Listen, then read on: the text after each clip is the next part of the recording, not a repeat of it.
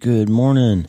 Hope you're doing well, friend. Happy Mother's Day, belated by one day to all you mothers out there. We had a great day out here. It was a little cold and cloudy, but we planted an herb garden and did a little work. Lisa and I weren't feeling so great. We ate something the day before that didn't work out very well for us. But we had a good day and spent some good time together and heard from all the kids. And I hope you had a good time too. And hope you spent some time with your loved ones. Sending one out to all those mothers out there who do such a great job taking care of all of our lives. Listen, just have a quick thought for you this morning about road trips. Now, this is awfully random, I know. But did you ever take a road trip? Lisa and I took 3 so far in our marriage that have been epic. One was one summer when Kaylin had a camp in Vermont. We flew up to Maine and took a road trip through Maine and New Hampshire and Vermont through the Green and the White Mountains and just had an amazing time. Saw some amazing, beautiful parts of the country. And then we had 2 long road trips from Alabama to Wyoming when we were moving. And we just, because we had never been through a lot of those states, we took 2 different routes. So one time to take my car and some of our gear, and then another time to take her car. We took 2 very different routes and went through, 17 or 18 states that we'd never been to, and just had an amazing time taking a couple of big road trips. Road trips can be exciting, adventurous, and beautiful, and unless, of course, you have car trouble or detours or accidents or construction. And today we're going to go on a road trip, and we're going to talk about some different ways to look at the travels that we take through life. And as always, friend, we are going to start today. Hey, I'm so glad to have you listening. I'm Dr. Lee Warren, and I live in Nebraska in the United States of America with my incredible, amazing wife, Lisa Warren, and the super pups, Harvey and Lewis, who will not stop crossing the river.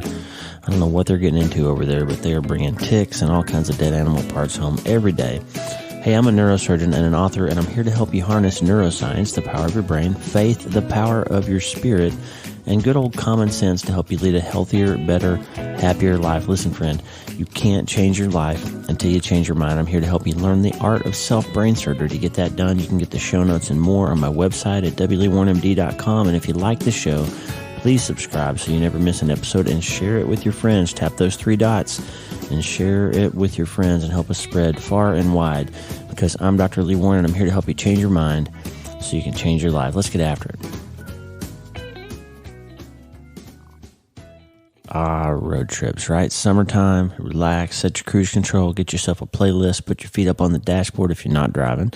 That's actually a bad idea. Don't put your feet on the dashboard. We have now, with airbags, some horrible lower extremity injuries from airbag deployments when people have their feet or knees on the dashboard. So don't do that. But kick back, relax, and enjoy the scenery, right? Now, let's say that you're planning your road trip. You get online, and I literally almost said you get out your atlas. It shows how old I am. Nobody does that anymore. You get online, you pull up some travel site, Google Maps or something, and you look at possible routes to take, right? I'll have a cup of coffee with you here. Hold on. So there's 2 routes you can take on this trip, let's say, for just the sake of argument. One is an interstate highway. Smooth, fast, straight. There's lots of places to stop for fuel or food or bathrooms. It's safe and easy. Boom, that seems like a great route. But you go ahead and look at the alternative route too. The other one is a bunch of farm roads, swamps, places where the road goes through private land and you have to knock on doors and get people to open gates for you. There's some low water bridges. It's kind of dicey. It's a longer route. It takes a lot more hours. It doesn't seem so appealing, right? And this actually happened to my parents once, by the way. They came to see us. All the kids met for Thanksgiving in San Antonio one year. And my parents, who live in Oklahoma, decided they would drive down and spend a few days with us. And they punched the address in the GPS, and it took them on this weird route that actually went through some private ranch land, some dirt roads, where you had to stop and open a gate to continue the journey. Now, I got them there, but it was a really weird, long, circuitous route, not on the beaten path at all. So it happens sometimes. Now, obviously, if you're choosing your path and you're in control of it, most of the time, you would choose the first route, right? The easier one. Because it's easier, it's simpler, it's less likely to hold you up or slow you down or add stress to your drive. Now, just hold that thought for a second before you commit to a route. Hold the thought for a second. Have you ever heard the thing called the Serenity Prayer? It's used in a lot of 12-step programs, and it appears in needlepoint and cross-stitch artwork and frames throughout the South in homes all over the place. and on t-shirts and handbags and all kinds of stuff. The Serenity Prayer is everywhere. Everybody's heard it. And here's the version that you've likely heard. Here's how it goes. God, grant me the serenity to accept the things I cannot change, the courage to change the things I can, and the wisdom to know the difference, right? You've heard that before. Well, that's not the whole story. Now, Paul Harvey used to do that show, The Rest of the Story. Here's the rest of the story. And it's a beautiful prayer, but here's the rest of the story. It was written by a theologian named Reinhold Niebuhr, and Niebuhr was a major influencer of Dietrich Bonhoeffer, by the way. And here's the full original version of Niebuhr's prayer. God, grant us God, grant us grace to accept with serenity the things that cannot be changed, courage to change the things which should be changed, and the wisdom to distinguish the one from the other, living one day at a time, enjoying one moment at a time, accepting hardship as a pathway to peace, taking as Jesus did this sinful world as it is, not as I would have it, trusting that you will make all things right if I surrender to your will, so that I may be reasonably happy in this life and supremely happy with you forever in the next. Amen. Now that's beautiful, right? That's a beautiful, beautiful prayer. Let's go back to our road trip for a second. What if I told you that there was just one problem with that first easy interstate route? And here's the problem. Halfway to your destination, there's a bridge out. There's no way around it. It's a huge canyon, miles wide, and you can't get across it on the easy route. And it turns out there's no alternate route. If you get to the bridge and it's out, you've got to turn around and go all the way back. There's no other way. So the only option then, if you want to get to your destination, is to take option B, that other road, the scary, more dangerous, less convenient road. And it will lead you to where you're going, but the trip's going to be a lot harder. You'll still get to the place that you want to go, but it's going to be a much harder trip. Now, it feels different now, right? Your road trip, when it seemed like you had an option of making it very simple and straight and easy, is still available to you. You can still go on the road trip, but it's going to be pretty rough. Now, what do? Do you stay home and never experience the journey or reach the destination at all? Do you sell your car and use the money to buy booze and Cheetos and just drink and eat yourself to death because you're so depressed that you can't go the way you wanted to? You buy a virtual reality headset and just pretend that you're on the journey, but you never actually leave your apartment with your 13 cats and the neighbor who's a hoarder? Now, that would be silly, right? It'd be sad to just sit at home and miss the destination because you didn't like the path. Let's read that prayer again. God, give us grace to accept with serenity the things that cannot be changed. Friend, there are some things in life that you just can't change. Right? Sometimes your son dies. And sometimes you get cancer. And sometimes your friend's not nice to you. Sometimes your wife doesn't respect you. There's some things you can't change. But also, God, give us the courage to change the things which should be changed. Not just in the original version where things that can change, the things that should be changed. There are some things in your life that you need to change, and you know it. Your heart is telling you already. You need to get off the couch.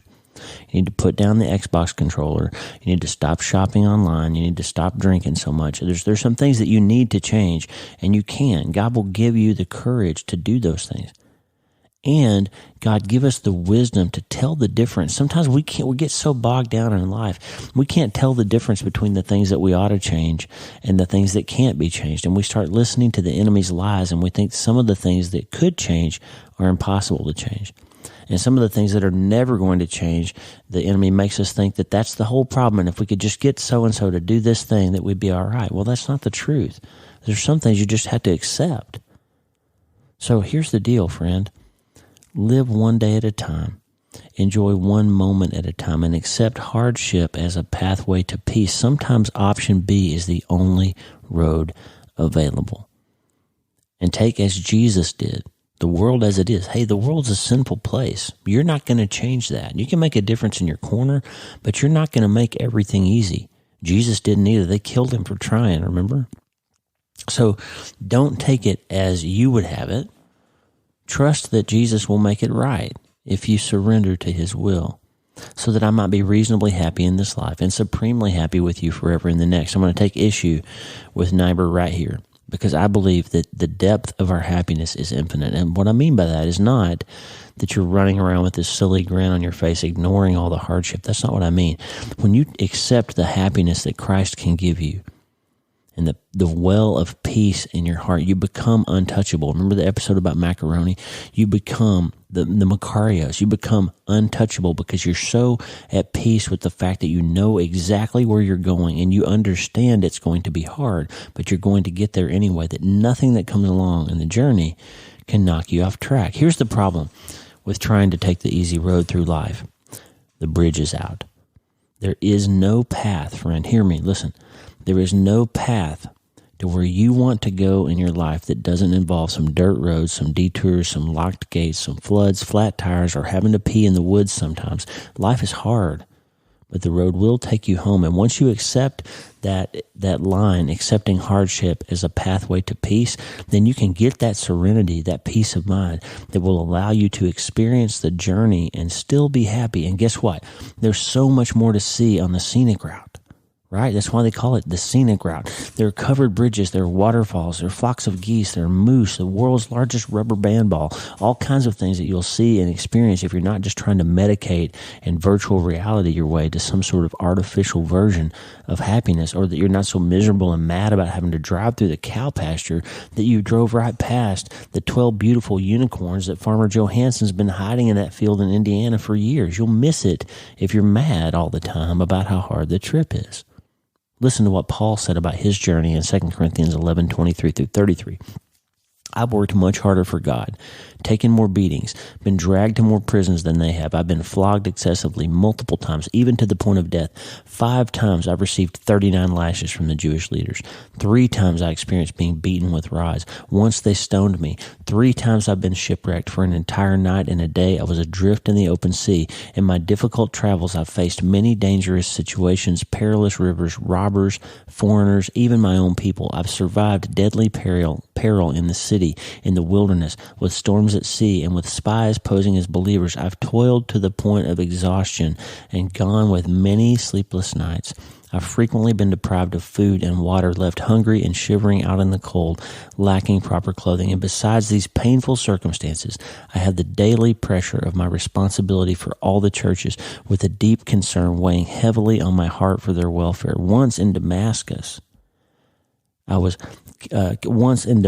governor under King Aretas had his troops searching for me to have me arrested, but I was stuffed in a basket and lowered down through a window and managed to escape. Talk about the scenic route.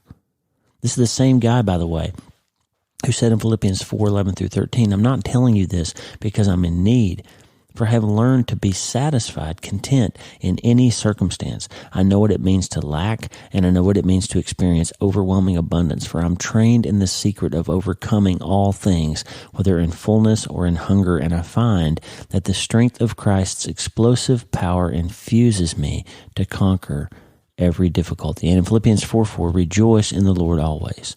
I will say it again, rejoice. Rejoice in the Lord always. I will say it again. Rejoice. Let's hear that prayer one more time. Living one day at a time, enjoying one moment at a time, accepting hardship as a pathway to peace, taking as Jesus did this sinful world as it is, not as I would have it, trusting that you will make all things right if I surrender to your will, so that I may be reasonably happy in this life and supremely happy with you forever in the next. Amen. How about that, friend? The bridge is out, but the journey is so worth it. How do we get that peace, that serenity? Through self-brain surgery. You got to change your mind about it. Pray for the wisdom to see the unicorns and the rubber band balls instead of the potholes and the speed traps. And Jesus said in John 16:33, I've told you these things so that in me you may have peace. In this world you will have trouble, but take heart, I have overcome the world. Jesus made it to the destination, and that's how you know you can too. Take heart, friend. Get on the road. Sure, the bridge is out on the easy way, but there's so many great moments on the scenic route. Quit asking, are we there yet? And start enjoying the ride, because there's beauty even in the rough parts. You just have to start today.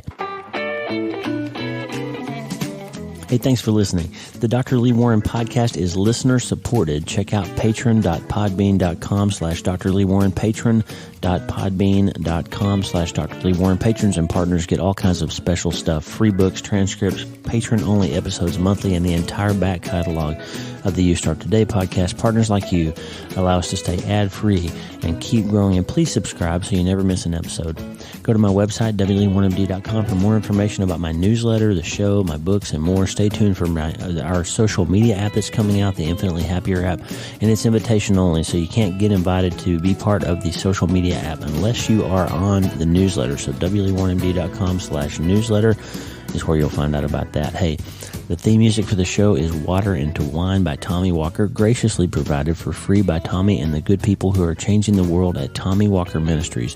Get the music for free and consider supporting Tommy's great work at TommyWalkerMinistries.org. If you need prayer, go to the prayer wall at wlee1md.com/prayer, wlee1md.com/prayer. Check it out. It's an amazing little prayer community of people praying for each other all over the world. Remember, friend, you can't change your life until you change your mind, and you have to start today. I'm Dr. Lee Warren. I'll talk to you soon. God bless you, and have a great day.